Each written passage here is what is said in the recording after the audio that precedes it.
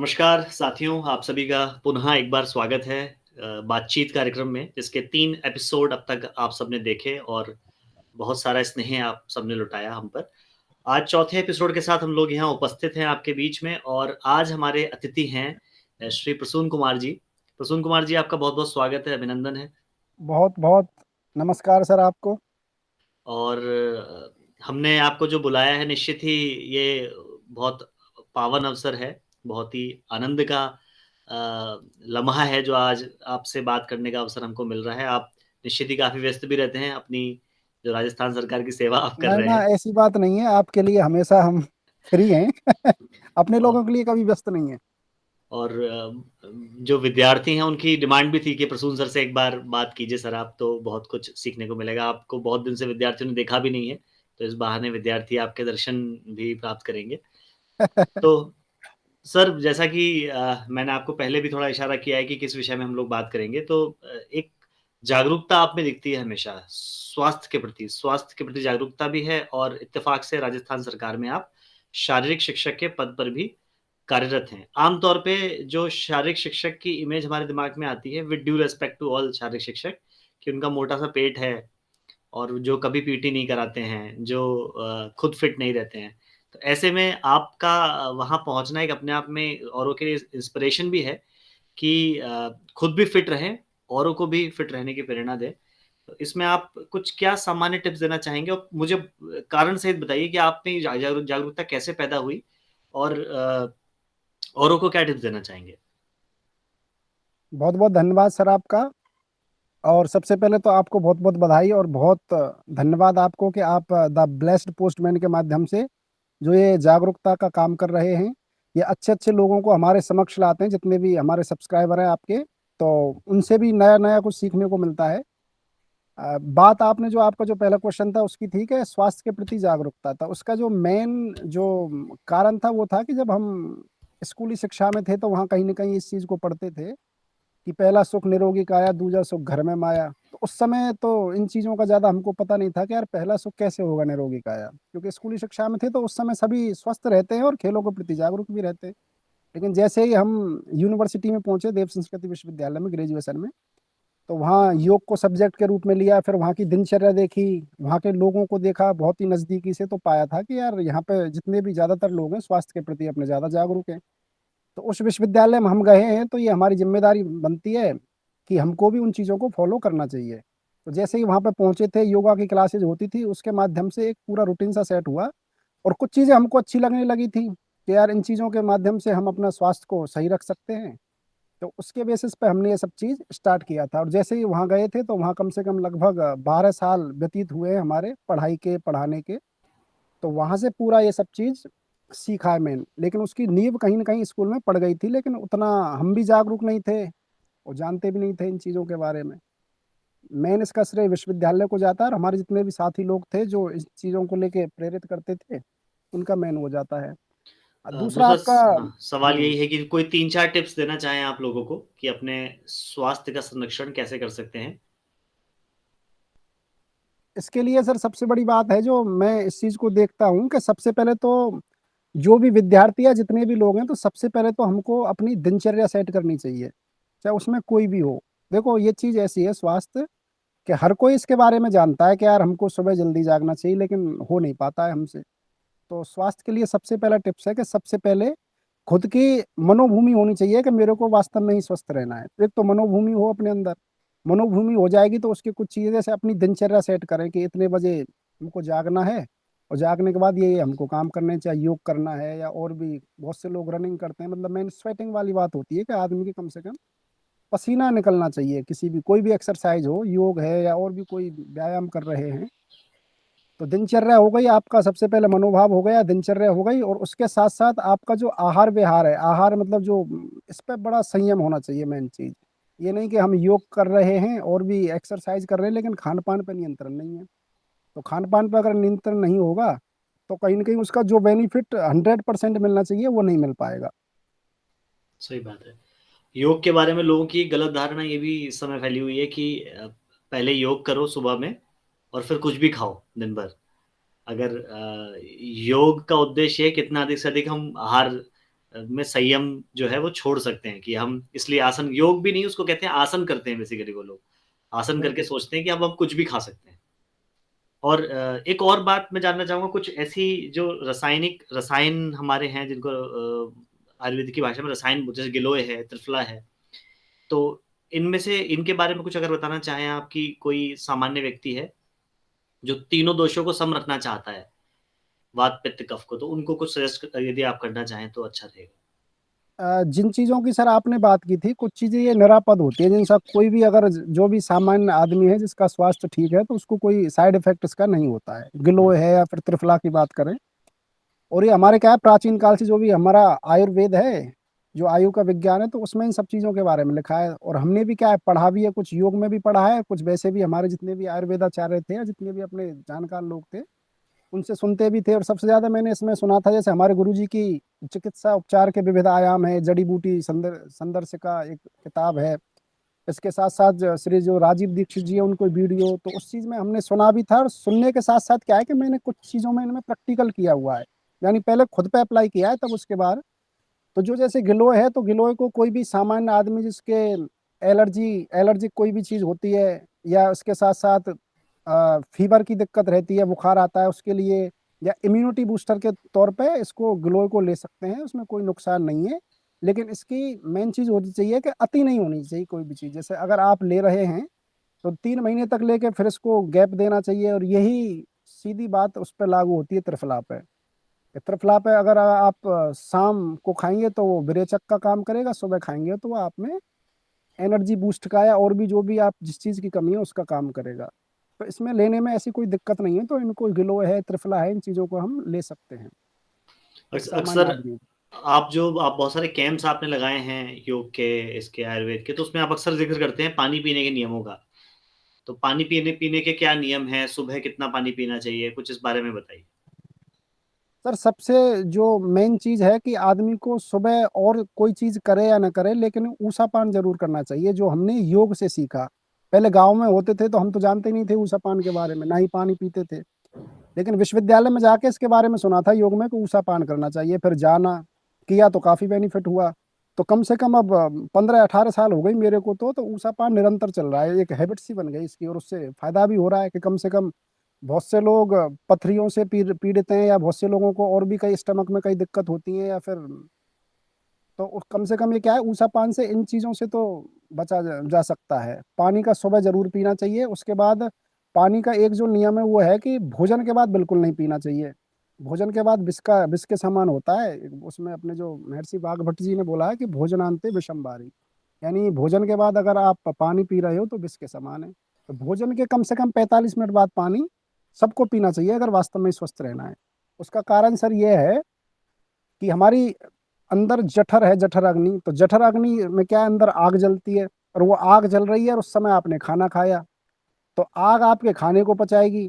उस समय अगर आपने पानी पी लिया तो आग बुझ जाएगी, तो खाना आपका पचेगा नहीं। तो ये सही एक बात। बेसिक सा उसका सिद्धांत है, मतलब अगर साइंस के हिसाब से बात करें, आग पे जैसे ही पानी डालेंगे तो बुझेगी, तो 45 मिनट के बाद कम से कम घूंट-घूंट करके पानी हमको पीना चाहिए। और बहुत सारे लोग हैं, आपने आस-पास भी देखे होंगे अपने, जो सुबह उठते ही चाय पीते हैं। हाँ, ज़्यादातर बैठती की ही। समस्या है, बिल्कुल। बोले उसके बिना हमें जो है वो आनंद की प्राप्ति नहीं होती है। सुबह-सुबह चाय आँख ही नहीं खुलती बोले उसके बिना। पहला अमृत का प्याला, पहले वो आना चाहिए, पर वो वास्तव में विष का प्याला है। सुबह-सुबह यदि आप पहला ही चाय या कॉफ़ी पी रहे हैं, चाय-कॉफ़ी अगर सर किसी को पीनी भी है तो आप क्या सलाह देना चाहेंगे? क्या तरीका हो सकता है चाय-कॉफ़ी पीने का? सर उसके लिए ये है कि चाय-कॉफ़ी अगर पीनी है तो उससे पहले पानी ज़रूर पिएँ। हुँ, पानी पीने के बाद फिर पी लें तो उसमें वो आपको उतना नुकसान नहीं कर पाएगी जितना आप खाली पेट या वैसे पिएँगे उतना। या फिर उसके साथ कुछ खाएँ, लेकिन मेन मेरा ये है कि पानी पीने के बाद ही पिएँ। और ज पहले तो कम से कम पिएँ, दिन में अधिक से अधिक, हाँ, अगर बहुत आपको ऐसा है कि उसके बिना नहीं चल रहा है, बहुत हेक्टिक शेड्यूल है, तब। और वैसे तो अवॉइड ही करना चाहिए, सब ये स्लो पॉइज़न ही है एक तरीके से, चाहे चाय है, कोल्ड ड्रिंक है, सब चीज़ें अवॉइड करनी चाहिए, इस पर चीज़ का सर जो चाय का मेन जो रिज़ल्ट पता चलता है वो बाद में पता चलता है। जैसे-जैसे उम्र ढलती है, हुँ, अभी तो हम क्या है सभी यूथ हैं तो कोई ऐसा असर नहीं डालती है, लेकिन आगे चल के दिक्कत करती है ये। सही बात है। आपके सर व्यक्तित्व का एक पक्ष तो यही है कि आप स्वास्थ्य के प्रति जागरूकता आप में देखने को मिलती है, औरों को भी जागरूक करते हैं। गाँव में भी लगातार, मैं आपके गाँव में भी आया हूँ, तो वहाँ मैंने देखा है कि बहुत सारे लोगों को आपने ठीक किया है बीमारियों से, और भी आपके जो सहपाठी हैं तमाम और सहकर्मी हैं, जो पहले भी सहकर्मी थे, अभी नए सहकर्मी हैं। आपका जब ट्रांसफ़र भी हुआ, आपने एक कॉलेज से दूसरे कॉलेज में गए था, तब भी लोगों लोगों ने आपको इसी रूप में ज़्यादा याद किया कि सर थे तो बहुत सारी समस्याओं का समाधान हमारी स्वास्थ्यगत कर दिया करते थे। दूसरी बात ये भी है सर कि ज्ञान तो बहुतों को होता है, पर हर कोई अपना, कुछ कई लोग क्या सोचते हैं, ज्ञान अगर मैंने बताया कहीं खर्च ना हो जाए, पैसे की तरह उसको यूज़ करते हैं। और आप में एक व्यवहार कुशलता हम देखते हैं कि जहाँ जिसको भी जैसी भी आवश्यकता है, चाहे कुछ बताने की, सिखाने की आवश्यकता है, या और भी 24/7 आप रेडी पाए जाते हैं लोगों की सेवा के लिए। तो उसकी क्या वजह है? वो गुण आपके अंदर आपने कब से महसूस किया और उस गुण का आपको क्या लाभ मिलता है? सर जो ये आप जो बता रहे हो व्यवहार कुशलता की, तो इसका जो मेन वो है कि देखो कुछ चीज़ें ऐसी होती हैं जो आपको परिवार से मिलती हैं। परिवार में आप जितने भी लोग हैं, बड़े लोग हैं, उनको आप देखते हैं तो कहीं न कहीं वहाँ से मिलती है, चाहे वो पिताजी हैं, चाहे चाचा जी हैं, चाहे बाबा हैं, जिस पीढ़ी को आप देखते आ रहे हो तो कहीं न कहीं समाज, माता-पिता ये व्यक्ति के गुरु होते हैं, तो वहाँ से काफ़ी कुछ सीखने को मिलता है। उसके बाद फिर हमको जो फ्रेंड सर्किल इतनी अच्छी मिल जाती है, तो हमारी जितनी भी फ्रेंड सर्किल अब तक जितनी भी रही हैं, तो वास्तव में भगवान की, गुरु जी की कृपा से बहुत शानदार-शानदार दोस्त मिले हैं। मतलब कम दोस्त हैं लेकिन बहुत अच्छे हैं, जिसमें हर एक में अलग-अलग क्वालिटी है। उनसे बहुत कुछ सीखने को मिलता है। दूसरी बात सर, जो व्यवहार कुशलता की एक सबसे बड़ी बात है कि इसकी जो मेन बात होती है कि आदमी को नैसर्गिक होना चाहिए। मतलब जो आप जैसे हैं ऐसा होना चाहिए। छल, द्वेष, दंभ, झूठ, पाखंड, इनसे व्यक्तित्व और ना ही व्यवहार कुशलता बनती है, क्योंकि आप झूठ भी बोल देंगे, छल भी कर लेंगे, लेकिन कहीं न कहीं सामने वाला आदमी वो भी दिमाग लेके बैठे रहते हैं। तो वो हमसे कह नहीं पाते हैं लेकिन समझ सब चीज़ जाते हैं। तो आप में जो भी जो नैसर्गिकता है वो रहनी चाहिए आदमी के व्यवहार में। अगर सही वो बात। रहेगी, आप झूठ नहीं बोलेंगे तो लोग आप पे विश्वास करेंगे, और ये नैसर्गिकता ही हमारी विश्वसनीयता, प्रामाणिकता बनती है कि आप पे इतना लोग विश्वास करें कि कोई भी चीज़ अगर आपसे शेयर करें तो वो इधर-उधर नहीं जाए।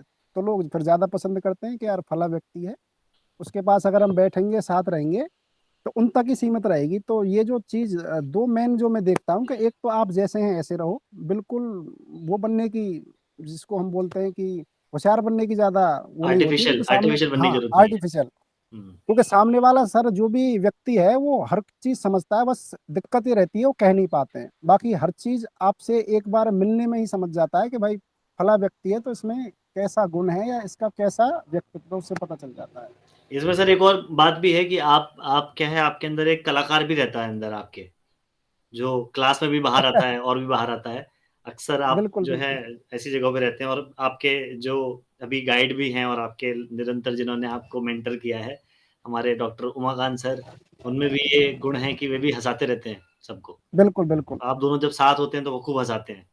नहीं, बिल्कुल सही बात है। तो ये हँसाने की कला आपको कब एहसास हुआ कि आपके अंदर मौजूद है, या कुछ ये इसमें भी कुछ परिवार का योगदान है, या किसका योगदान है इसमें, हमें बताइए?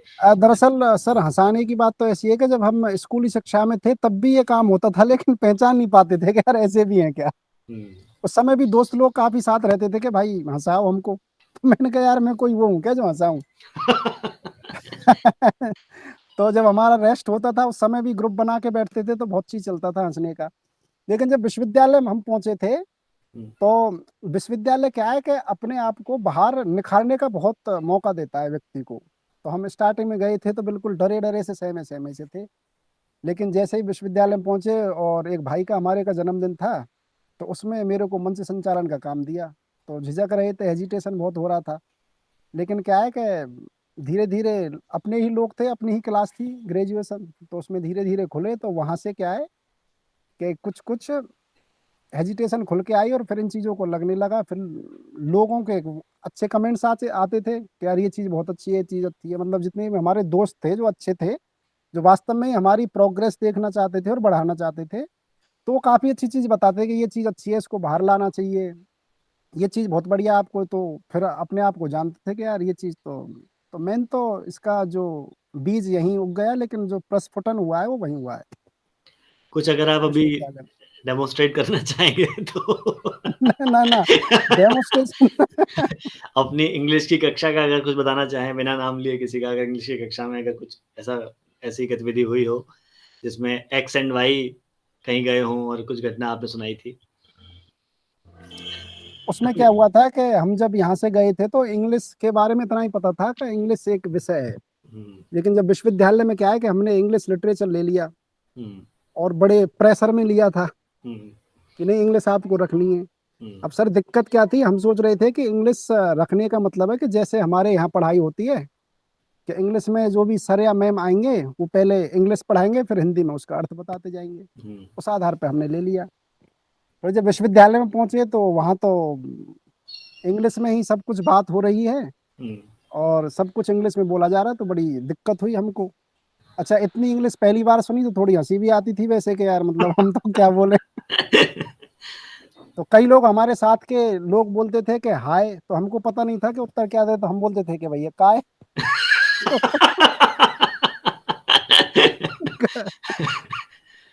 फिर सही। वही बता देते कि नहीं यार, इसको ऐसे नहीं, इसको ऐसे कहना चाहिए। हाय हुँ, अगर बोले तो हेलो कहो कि चलो ठीक है। फिर हुँ, एक दो हमारे साथ वाले थे तो उनके क्या है कि ये थैंक यू और इनके बारे में ज्यादा हमको आइडिया नहीं था कि थैंक यू कब बोलते हैं और सॉरी कब बोलते हैं।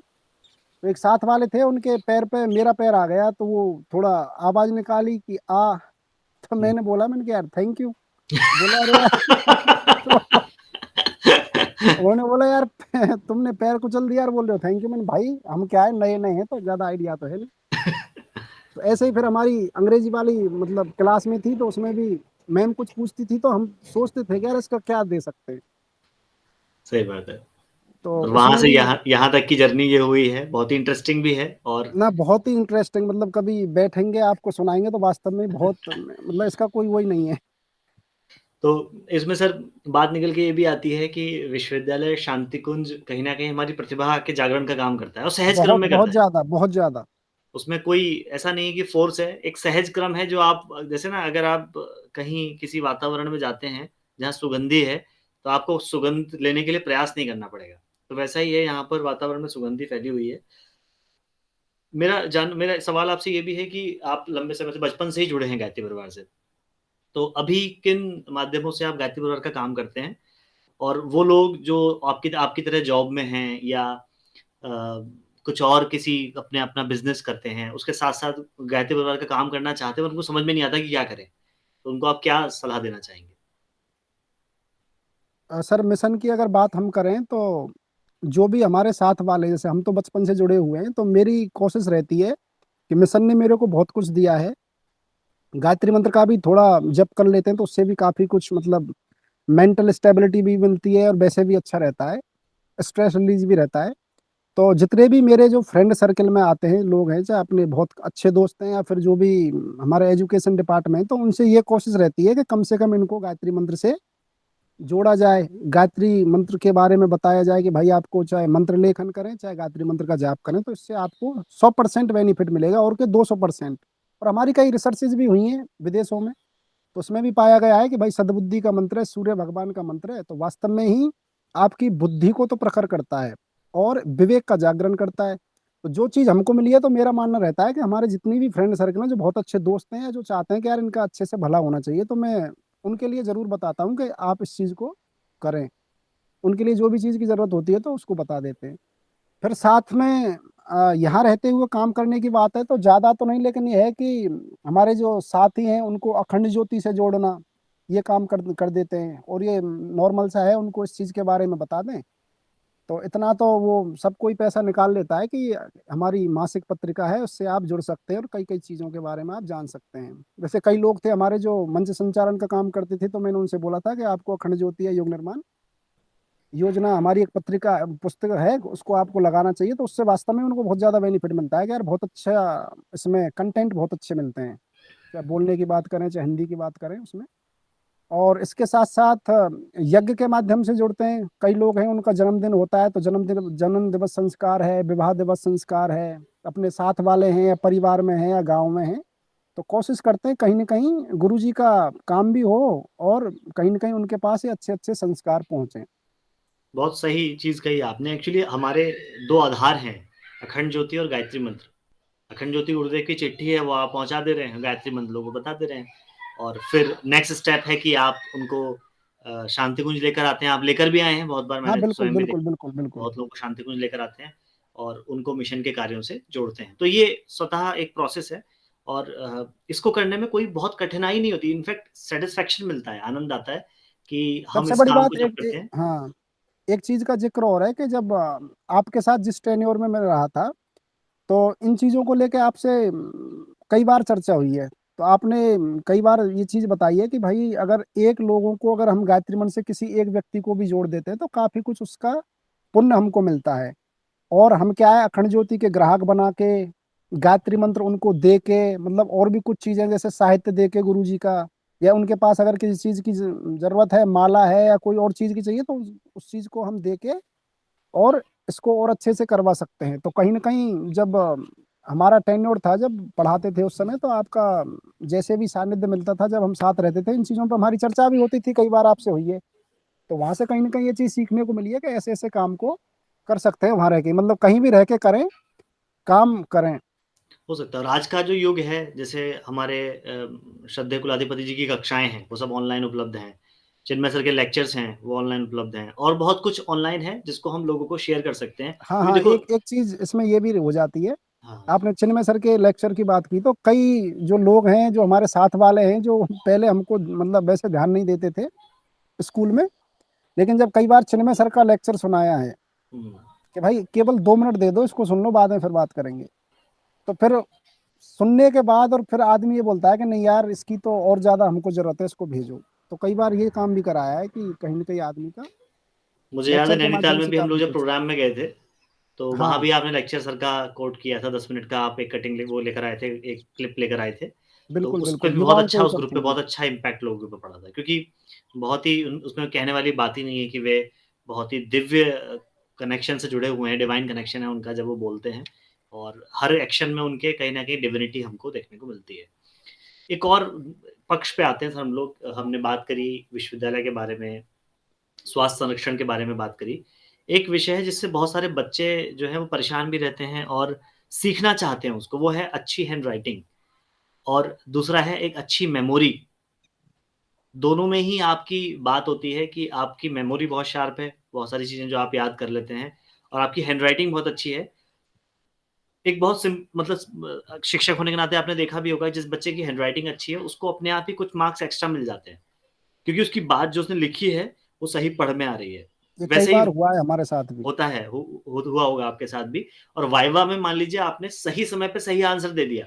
केवल मेमोरी का मतलब ये नहीं कि आपको पता है, मेमोरी का मतलब सही टाइम पे आप उसको रिट्रीव भी कर पा रहे हो, कि आपका इधर का उधर नहीं हो रहा है, वरना आपने पता लगा इंडिया का राष्ट्रपति बना दिया सोमालिया का और सोमालिया का बना दिया जापान का सही सही और बात है। कैपिटल्स में भी ऐसी हेर-फेर हो गया। तो मेमोरी में ये तो है ही कि आपको याद है, रिट्रीव भी हो रहा है।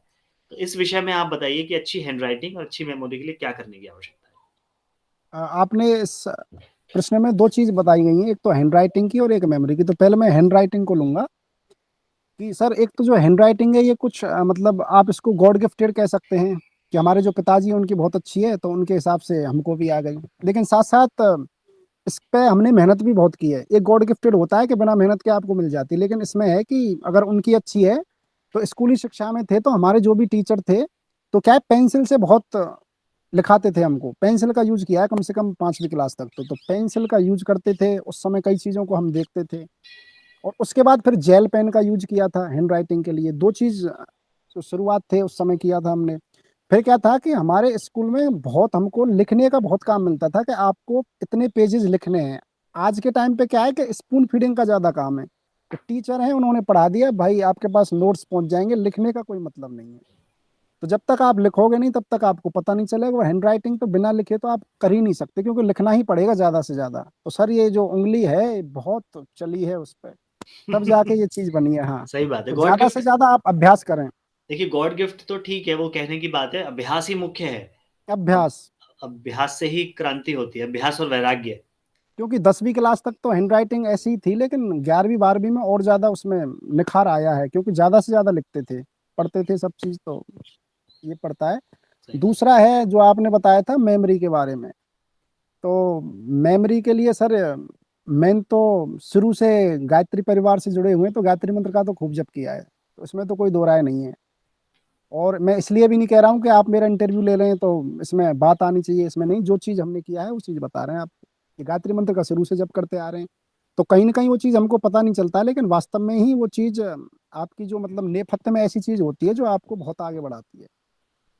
इसके साथ-साथ खान-पान की भी ज़्यादा नहीं कहेंगे, लेकिन कुछ चीज़ें जैसे गाय का घी है, तो जिनकी मेमोरी कम है तो ऐसा बताते हैं, तो मैं तो मेरा खुद का बता रहा हूँ और लोगों के बारे में नहीं, कि अगर गाय का घी एक-एक बूँद नाक में अगर डालेंगे हम, हुँ। तो उससे वास्तव में ही शिरोरोग जितनी भी चीज़ें हैं, मेमोरी की बात है, वो हमारी कहीं न कहीं वो लाभप्रद रहता है, बहुत अच्छा है, गाय का देसी घी। गाय इस का। चीज़ को भी कर देसी सकते गाय हैं। का बताना ज़रूरी है देसी यहाँ पे। देसी हाँ, गाय का देसी गाय बिल्कुल। का घी।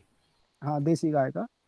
और इसके साथ-साथ क्या है कि मेमोरी के लिए क्या है कि ज़्यादा से ज़्यादा बार-बार पढ़ें किसी भी चीज़ को। जो आपसे एक बार बात हुई थी तो आपने बोला था कि यार कोई भी चीज़ याद रखनी है तो कोई साइकोलॉजी के वैज्ञानिक हैं जो भी हैं, हुँ। आपसे एक बार बात हुई थी, नाम ज़्यादा पता होगा। तो उन्होंने बोला था कि ज़्यादा से ज़्यादा आप पढ़ेंगे तो ज़्यादा से ज़्यादा आपको याद रहेगा। तो मेरा ये था कि लगता ये था कि मोबाइल में बहुत कुछ कर रहा है, लेकिन मैं मोबाइल में क्या है पढ़ते ज़्यादा रहता था। वो रिवीज़न क्या है का बहुत बार-बार। महत्व है। हाँ, बिल्कुल। जो भी पढ़ रहे हैं अभी उसमें हम लोग अभी भी कहते हैं विद्यार्थियों को कि जो दिन भर पढ़ा है रात में उसको रिवाइज़ करके सो, ताकि वो अपने आप रिवीजन ही रिवीजन प्रोसेस हो बहुत जाए दिमाग बहुत में। ज़रूरी है रिवीजन। अगर कोई ये कहे कि बिना रिवीजन के मैं विद्वान हो जाऊँगा तो सर ये तो फिर बहुत ही ज़्यादती होगी, ऐसा कुछ नहीं है, रिवीजन बहुत ज़रूरी होता है किसी भी चीज़ का। इसके साथ में एक और एडिशनल क्वेश्चन ये है सर कि बहुत सारे फैक्ट्स हैं आपको वो याद रहते हैं, तो उनका सोर्स क्या है? आप कहाँ से पढ़ते हैं? अगर हमारे जो दर्शक हैं उनको बताना चाहें, जो अपनी जनरल अवेयरनेस बढ़ाना चाहते हैं, ना सिर्फ़ किसी कॉम्पिटिटिव एग्ज़ाम्स के लिए बल्कि इन जनरल भी लोग अवेयर रहना चाहते हैं कि दुनिया में क्या चल रहा है हम जानें। आप कहाँ से पढ़ते हैं? क्या आपका सोर्स है? ये भी बताइए। सर सबसे बड़ा मेरा जो सोर्स है वो है न्यूज़पेपर।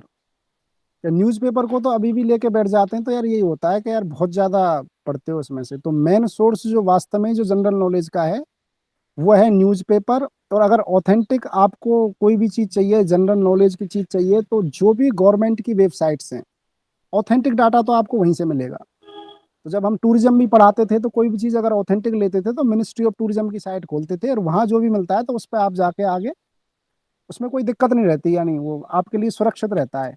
तो ओरिजिनल कंटेंट और बहुत अच्छा कंटेंट आपको वेबसाइट से भी मिलेगा, वो भी सरकारी वेबसाइट, चाहे कोई भी हो वो। और भी कुछ अच्छी-अच्छी आजकल कुछ जैसे प्राइवेट वो भी हैं, वो भी बहुत अच्छा वो कुछ करा रहे हैं, लेकिन उनका सोर्स भी वहीं से होता है। तो सीधा हम हुँ, वेबसाइट से जाके भी कर सकते हैं, न्यूज़पेपर ज़्यादा से ज़्यादा पढ़ें। और मेन बढ़िया। भी बात होती है इंटरेस्ट की, कि हुँ। आपका इंटरेस्ट किस चीज़ में, उसको पढ़ें। उसको पढ़ें, अपने आप ही फिर रास्ते खुलते चले जाते हैं और आज की दुनिया में कंटेंट की इन्फॉर्मेशन की कमी तो है नहीं। बस आपको बिल्कुल। अपने इंटरेस्ट के अकॉर्डिंग ढूँढना है। सही है, बढ़िया है सर, आनंद आया सर आपसे बातचीत करके, बहुत कुछ नया-नया सीखने को मिला और हमें उम्मीद है जो जो दर्शक इसको देखेंगे उनके ज्ञान में भी इज़ाफ़ा होगा। एक और पक्ष पे हम लोग आते हैं, आप कुछ कहना चाह रहे हैं? हाँ। नहीं, आप हाँ, ब मैं तो यही एक था कि मेरे को भी बहुत अच्छा लगा, मतलब इतने प्राकृतिक वातावरण में ये हमारा संवाद हो रहा है और बिल्कुल नेचुरल उसमें बैठे हुए हैं, पीछे खेत हैं, गेहूँ और जो सरसों के जो आपको दिख ल रहे होंगे। लास्ट उसका सर सेगमेंट है, उसमें प्रकृति की बात मैं करना चाह रहा हूँ। इस समय आप प्रकृति में बैठे हुए, मैं इसी पे आ रहा था, इत्तेफ़ाक से आपने वही वही बात बोली कि प्रकृति में आप बैठे हुए हैं और हम लोग कहीं न कहीं प्रकृति से दूर होते जा रहे हैं, ठीक है? देखिए, गिलोय खाना, त्रिफला खाना, दवाइयाँ खाना वो अपनी जगह है या अच्छा आहार लेना वो अपनी जगह है, पर प्रकृति से यदि हम दूर हो जाएँगे, तो रोग हमको घेर ही लेंगे, शारीरिक नहीं तो मानसिक रोग घेर लेंगे। और आज के समय में अगर आप लोगों से पूछें आप कि नदी का किनारा देखे कितना समय हो गया या प्रकृति के बीच समय बिताए कितना समय हो गया, तो लोग कहेंगे बहुत अरसे हो गए, पेड़ के नीचे बैठे ही नहीं है बहुत समय से। और कई जगह ऐसी हैं जहाँ दूर-दूर तक पेड़ देखना मुश्किल है। तो इसमें भी आपके विचार जानना चाहूँगा कि स्वास्थ्य के संरक्षण में प्रकृति के सानिध्य का क्या योगदान है? सर स्वास्थ्य का जो संरक्षण मेन होता है वो प्रकृति के सानिध्य में ही होता है। आप घर बैठ के या कहीं भी किसी भी बाज़ार में जाके कहीं भी मतलब अंदर रह के स्वास्थ्य का आप संरक्षण नहीं कर सकते। कहीं न कहीं अगर आपको वास्तव में स्वास्थ्य का भाई आपकी जितनी भी हम जड़ी-बूटियों की बात करें तो सब प्रकृति की तो देन है। वहीं होती हैं सब चीज़, ऐसे तो है नहीं कि अंदर घर में हो जाती हैं हमारी। अगर वास्तव में इनको जड़ी-बूटियों के लिए चाहिए तो चंद्रमा के प्रकाश की बहुत ज़रूरत रहती है, तो ये भी प्रकृति का एक अपने आप में वो है। सूर्य के प्रकाश की ज़रूरत रहती है। तो इनका सोर्स कहीं न कहीं वही है। और हर चीज़ जब नेचुरल रहेगी तो आदमी में कोई दिक्कत नहीं रहेगी। पहले सब कुछ नेचुरल रहता था, आदमी भी वास्तव में ही नेचुरल था। हुँ, मतलब कोई उसमें ये चीज़ होती नहीं थी, तो इसलिए बहुत अच्छा वो रहता था।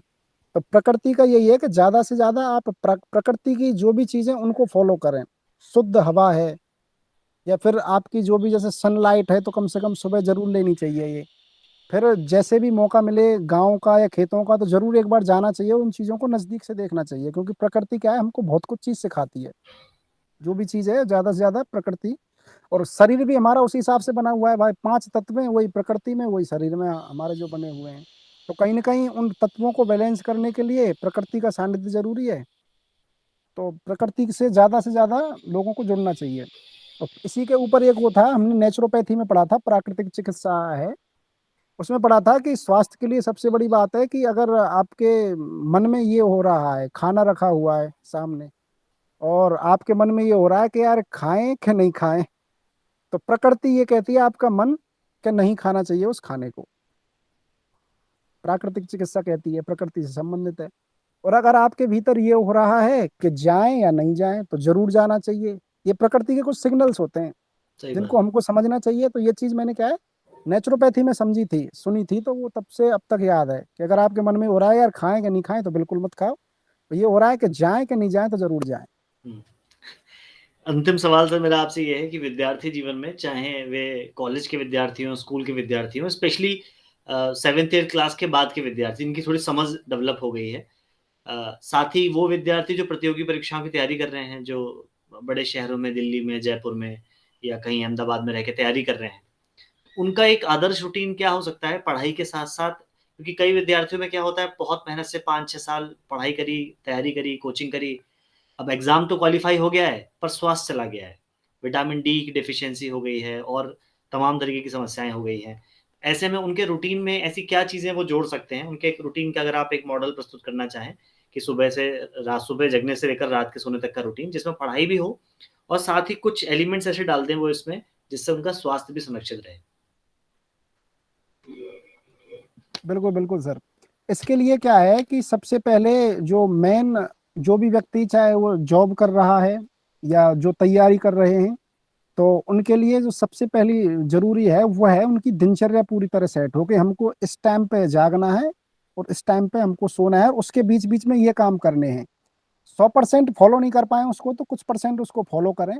उसमें अपने खान-पान का ध्यान रखें कि जो भी चीज़ हम खा रहे हैं तो ऐसी गरिष्ठ नहीं खाएँ, ऐसी तली-भुनी चीज़ नहीं खाएँ जो हमको दिक्कत पैदा करें, क्योंकि जब ज़्यादातर वो है।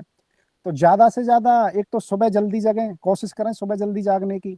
अगर बहुत से बोलते हैं कि नहीं साहब रात में लेट सोते हैं तो भाई जल्दी सोने की कोशिश कर सकते हैं, ये सब चीज़ है। तो सुबह जल्दी जगें और दूसरी बात उसके बाद ऊषा-पान ज़रूर करें, पानी ज़रूर पिएँ। इससे आपकी ज़्यादातर समस्याओं का समाधान होगा पानी पीने से। जो मतलब मैं मेरे हिसाब से बता रहा हूँ क्योंकि मैंने इस चीज़ को पाया है, अनुभव किया है। अनुभव किया है पूरी तरह। और इसके साथ-साथ क्या है कि कुछ खान-पान में जैसे सुबह हमारे वहाँ विश्वविद्यालय में बहुत अच्छी चीज़ मिलती थी, अंकुरित मूँगफली हैं, चाहे वो आपकी वो दाल थी, मूँग की मूँग दाल, की दाल, चना। इस पर हाँ, चने थे बिल्कुल। तो सुबह अगर ज़्यादा नहीं तो इस चीज़ को हम खा सकते हैं, तो बिल्कुल प्राकृतिक है, कोई नुकसान आपको करेगी नहीं। ये भी हो सकता है और भूख भी काफ़ी लेट लगेगी। उसके बाद अ, आपका भोजन भी सेट होना चाहिए कि भाई हमको जो भी भोजन है तो बिल्कुल सादा करना चाहिए। अब यूँ अगर आप मन करे तो 1 आध बार महीने में खा सकते हैं, वैसे बाहर का नहीं खाना चाहिए, फिर भी मन करता है क्योंकि ये उम्र ही ऐसी है, ये भी खा सकते हैं, ऐसी बात नहीं है। तो ज़्यादा से ज़्यादा ये है। और दोपहर में खाना खाने के बाद मट्ठा या छाछ पी सकते हैं, और पीनी चाहिए। सुबह पानी हो गया, दोपहर में मट्ठा हो गया। और पढ़ने वाले की सर एक समस्या वो रहती है, जिसमें हम भी शामिल थे, कि चाय का सेवन खूब होता है। तो 1 आध बार बिल्कुल ले सकते हैं, चाहे 1 बार 2 बार, लेकिन उससे पहले ये सावधानी है कि पानी खूब पी लें आप। और शाम के टाइम हल्का भोजन करें, खिचड़ी है, दलिया है, इससे आपको बहुत ज़्यादा बेनिफिट मिलेगा। क्यों कि शाम के टाइम जठराग्नि हमारी बिल्कुल ख़त्म हो जाती है, तो उस समय डाइजेशन हो नहीं पाता। तो हल्का लें, चाहे उसमें 1-2 रोटी भी खा सकते हैं, रोटी सब्जी भी खा सकते हैं, दाल है, दलिया है, ये सब चीज़ खा सकते हैं। और शाम को रात में सोते टाइम अगर दूध की व्यवस्था है तो दूध भी पी सकते हैं। अब हल्का रहेगा तो पढ़ने में भी मन लगेगा और कोई दिक्कत वैसे नहीं होगी। मतलब अब अपने अपना अपना स्वास्थ्य ठीक रहेगा तभी मेमोरी ठीक काम करेगी, परसेप्शन ठीक बिल्कुल, काम करेगा, तभी तो अ, हम अच्छा परफ़ॉर्म कर पाएँगे। तो सर हमसे जुड़ने के लिए आपका बहुत-बहुत धन्यवाद और आपका ये सर बहुत-बहुत धन्यवाद। ये चर्चा मतलब कि ये जो आपने इसे बातचीत है योग्य समझा नहीं सर बिल्कुल बहुत और आपने ये मौका दिया आपके इसके माध्यम से, तो आपका बहुत-बहुत धन्यवाद। और आप जो काम कर रहे हैं, ये इस हमसे क्या है कि इस कभी अभी चर्चा के कुछ लोगों की हमारी मतलब मेरे स्टूडेंट हैं, उनसे बात होती है मेरी बीच-बीच में, तो वो हुँ, यही कहते हैं कि इप्सिस सर का जो वो शॉर्ट्स आते हैं ना थोड़े-थोड़े, हुँ, उसके हुँ, माध्यम से काफ़ी कुछ पता चल जाता है। मतलब एक तो लोगों को क्या है कि ज़्यादा चीज़ पता नहीं रहती, ज़्यादा लंबा समझ में नहीं आता है, लेकिन जो शॉर्ट में आप सब कुछ बता देते हैं, ये वास्तव में लोग देख रहे हैं इस चीज़ को, इसलिए मैं आपसे बोल रहा हूँ क्योंकि मेरी बातचीत हो जाती है, तो बोलते हैं कि इप्सिस सर का ये चीज़ बहुत अच्छा चल रहा है कम टाइम में और शॉर्ट्स में सर अच्छा लग जाता है ये सब चीज़। तो बहुत अच्छा सर आप काम कर रहे हैं और बच्चों को जो चीज़ पसंद है उसी चीज़ पे आप पे वीडियो आ रहे हैं, तो हम भी आशा करते हैं कि आप जितने भी अच्छे-अच्छे जो भी लोग हैं, जिनसे हम भी सीखेंगे, क्योंकि अभी हम तो बिल्कुल टीचर तो हैं नहीं, हम तो विद्यार्थी हैं और विद्यार्थी बने रहना चाहते हैं, तो सीखना चाहते हैं ज़्यादा से ज़्यादा। जो भी अच्छी चीज़ है उसको हम भी फॉलो करने की कोशिश करेंगे और हमको आपके इस वीडियो का इंतज़ार रहेगा, आगे आने जी, वाले का। जी सर, बिल्कुल वीडियो आते रहेंगे और उद्देश्य यही जो आपने नाम ही लिया ब्लेस्ड पोस्टमैन कि अपन डाकिया हैं, जो गुरुदेव की चिट्ठी सब तक पहुँचाते रहेंगे और गुरुदेव के बच्चों से सबको मिलवाते रहेंगे, जो भी जहाँ-जहाँ जिस भी रूप में काम कर रहे हैं। और एक चर्चा आपसे एक बार और करेंगे जिसमें हम जो राजस्थान स्पेसिफिक जो परीक्षाएँ होती हैं, चाहे वो जिस जॉब में आप हैं या और टीचर्स की जो जॉब होती है, आरपीएससी की जॉब होती है, उसके बारे में एक चर्चा आपसे विस्तृत चर्चा करेंगे ताकि जो विद्यार्थी हमारे चाहे विश्वविद्यालय के हैं, अन्य विद्यार्थी हैं, अन्य दर्शक हैं, उनको भी इसके बारे में जानकारी मिले कि कैसे तैयारी की जा सकती है। कॉम्प्रिहेंसिव चर्चा हम लोग यहाँ पर करेंगे क्योंकि आप वही हैं, आप इस बारे में काफ़ी आपकी अवेयरनेस भी है कि कैसे तैयारी की जा सकती है। तो एक गाइडेंस लोगों को इस माध्यम से मिल जाएगी, ईमानदार गाइडेंस। मोस्टली क्या है नहीं हर सर जगह देखो, हम जी। तो गाइडेंस आपसे लेते रहते हैं, तो आपसे बढ़िया तो कोई है ही नहीं। हाँ, बीच-बीच में जब भी मिलता है तो आपसे बात करते रहते हैं इस चीज़ों को लेके। इसमें क्या है ना राजस्थान स्पेसिफिक जो चीज़ें हैं वो आपको काफ़ी बेहतर पता है, तो हाँ, हाँ, इसके बिल्कुल। माध्यम से लोगों को जानने को थोड़ी-थोड़ी मिलेगा। समझ है उसकी। ये आपका हाँ, बड़प्पन है कि आप विद्यार्थी मान रहे हैं खुद को। देखिए जो विद्यार्थी मानेगा खुद को वही सीख पाएगा। जो खुद शिक्षक ज़ोन में चला गया उसके लिए सीखना मुश्किल है। नहीं सर शिक्षक तो चाणक्य हैं, वो हैं सर शिक्षक, हम तो विद्यार्थी हैं सही और बात, विद्यार्थी बन के ही आदमी सीख सकता है। सही बात। तो प्रसून सर आपका बहुत-बहुत धन्यवाद और आपने अपना समय दिया, बेशकीमती समय दिया और हम लोग ऐसे ही बातचीत करते रहेंगे। चर्चा ऐसे आगे बढ़ती रहेगी। धन्यवाद। आपका भी बहुत-बहुत धन्यवाद। नमस्कार सर। तो हम लोग बातचीत कर रहे थे प्रसून सर से और जैसा कि मैंने आरंभ में बताया कि वे शारीरिक शिक्षक के पद पर कार्यरत हैं राजस्थान सरकार में और बहुत कुछ हमने जाना उनसे स्वास्थ्य संवर्धन उनका एक फ़ेवरेट विषय है, ना सिर्फ़ इसके बारे में पढ़ा है उन्होंने बल्कि स्वयं जीकर देखा है, जीकर दिखाया है और अच्छी हैंडराइटिंग के बारे में जाना, कैसे अच्छी हैंडराइटिंग उन्होंने डेवलप करी है, अच्छी मेमोरी पावर के बारे में जाना और काफ़ी शानदार ये बातचीत रही। मुझे उम्मीद है कि आपको भी इससे बहुत कुछ सीखने को मिला होगा। आप सभी का हमसे जुड़ने के लिए बहुत-बहुत धन्यवाद। जय गुरुदेव।